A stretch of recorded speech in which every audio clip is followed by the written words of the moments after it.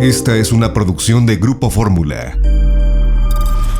Ayer platicábamos con el secretario ejecutivo de Coneval y nos daba datos verdaderamente de infarto. Por eso le llamamos a Rogelio Gómez Hermosillo. Mi querido doctor, buenas noches. ¿Qué tal, Leonardo? Muy buenas noches, con mucho gusto a la orden. Oye, son datos descorazonadores. Me encantaría, pues que nos ayudaras a entender el contexto. Veo con enorme preocupación las brechas, o sea, la disminución que hay del ingreso de la gente, las brechas entre hombres y mujeres. En fin, un informe que ciertamente está como para reflexionar, Rogelio.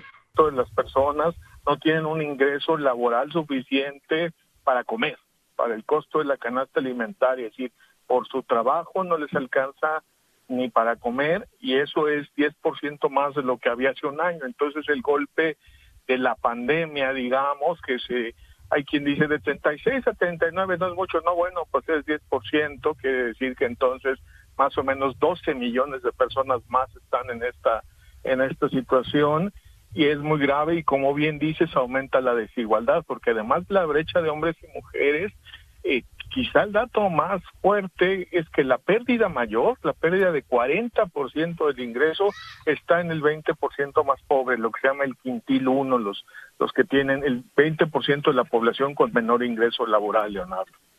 O sea, 40% el primer quintil y 11% el menor quintil. Es decir, nunca se es tan pobre que no se puede estar peor. Estamos hablando de ingresos de 4,500 o 4,456 pesos, y en el caso de las mujeres estaríamos hablando de 3,930 pesos. O sea, son ingresos menores a los apoyos que da, por ejemplo, el gobierno en Jóvenes Construyendo Futuro, Rogelio. Están en ese orden, pero como siempre, Leonardo, los promedios pues son engañosos, un poco lo que te decía ahorita, ¿no? O sea, hay el ingreso de los más pobres no llega a los 3,000 pesos, ¿no? Es 92 en este primer trimestre de 2020, y no, o sea, eso, el 20% de la población. Sí, es un panorama muy preocupante, muy desolador. Tiene que ver con una raíz estructural, no nos podemos confundir. Traíamos siempre esta tendencia de que alrededor de una tercera parte de las personas no tenían un ingreso suficiente laboral para comer. Nada más que ahora ya llegó a 40%, pues por este efecto de la crisis. Es muy serio porque muestra, digamos, una situación estructural donde la pobreza surge desde el mundo del trabajo. Y no hay programa social, por generoso que sea, porque mencionaste el que da más, pero los otros dan mucho menos. No hay programa social que sustituya el trabajo como la vía para tener lo mínimo para vivir, pues por lo menos con cierto decoro y para lo más básico, por lo menos. Y aquí estamos hablando, cuando se habla de pobreza laboral, estamos hablando del monto para la canasta alimentaria, o sea, para comer. Sí. En términos puros y llanos, pobreza extrema, quienes están por debajo de... Sí, claro. Oye, el ingreso laboral en el caso de los ocupados indígenas llega escasamente a $100. Es una cosa dramática, doctor. Así es, la población indígena, como viene, eso es muy estructural. Los indígenas, la población indígena, las personas, las comunidades indígenas son las que en su gran mayoría viven en pobreza, viven en una situación de exclusión, de marginación, sin condiciones ni siquiera, y ahí es donde se concentra, digamos, históricamente la pobreza más crónica, más arraigada en nuestro país. Ahora, el incremento, digamos, esa es la situación estructural, y como es el informe del primer trimestre de 2021, entonces es el comparable con cómo estábamos antes de la pandemia, Leonardo, el incremento, digamos, de población en pobreza laboral, las que no les alcanza con su ingreso para comer, está sobre todo el incremento en zonas urbanas. O sea, sí es el impacto de la falta de apoyos, de todos los empleos que se perdieron, de todos los trabajos e ingresos que se dejaron de tener pues por la pandemia, y porque no hubo, digamos, una respuesta para que la gente pudiera conservar por lo menos una condición de ingreso para comer, digamos. Ya, es muy triste. Oye, preocupa mucho desde la encuesta esta sobre el mercado laboral que levantó el INEGI, ver la situación de la Ciudad de México, que ha tenido un recargón impresionante en subempleo, junto con efectivamente Ciudad del Carmen está a la cabeza y es una de las que más ha resentido el deterioro en el ingreso. Rogelio.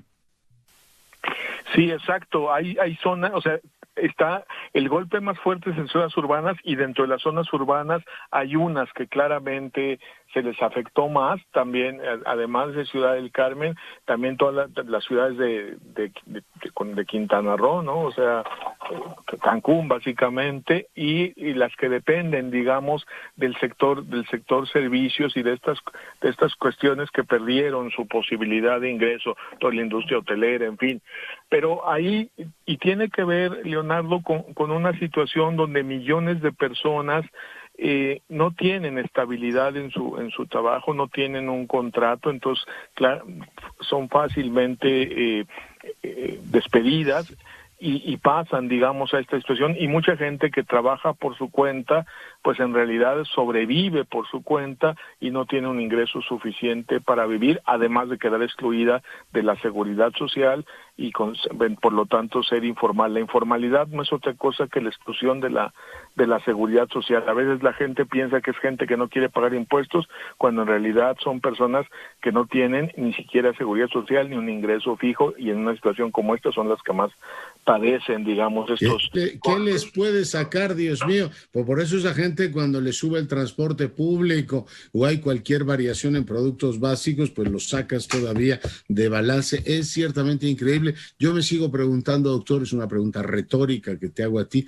¿cómo es que estos temas no están en el centro de la agenda pública de discusión? Entiendo que hay muchos otros asuntos, los políticos hablan de ellos, pero este drama que viven millones de compatriotas y que se ha efectivamente agravado en estos tiempos debería ser, a mi juicio, el primer tema.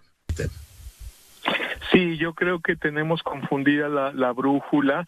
A veces se hablan de estos temas de la pobreza y la desigualdad, pero de una manera muy retórica, a veces hasta muy demagógica, sin entrarle, digamos, a dónde están las raíces y cuáles podrían ser los cambios reales, viables, por ejemplo, para que la salud no estuviera amarrada a la condición laboral, porque al final la informalidad es eso, Leonardo, es gente que no tiene cobertura de servicios de salud y entonces le ofrecen estas cosas que se van inventando como el Seguro Popular y ahora se le llama INSABI, pero que en el fondo no garantizan la atención, no dan derecho a biencia, porque tenemos amarrada el acceso a los servicios de salud, que debía ser que es un derecho humano, pero lo tenemos ahorita más como una prestación laboral. Y perdón que saque esta colación, pero justo estos son los temas que tendríamos que empezar a ver cómo resolver para darle viabilidad, que el trabajo sea la puerta de salida frente a la pobreza, y a que los derechos como la salud, la protección social, los servicios de cuidado,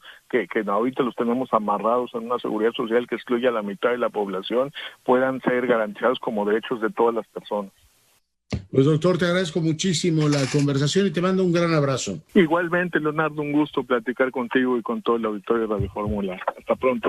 Hasta luego. El doctor Rogelio Gómez Hermosillo, profundo conocedor de estos temas. Ahí están los datos de Coneval como para que todos reflexionemos. Hoy había pues un montón de temas en la agenda y este asunto no se trató como si fuera parte del paisaje, ¿no? Mire, la gente gana menos dinero. Bueno, pues es normal, hemos tenido pandemia, ¿no? Hay acciones públicas eficientes para que, bueno, pues esto se reduzca. Estamos hablando de gente que gana eso, como decía Rogelio, es el promedio, 4,456 pesos al mes. Esta fue una producción de Grupo Fórmula.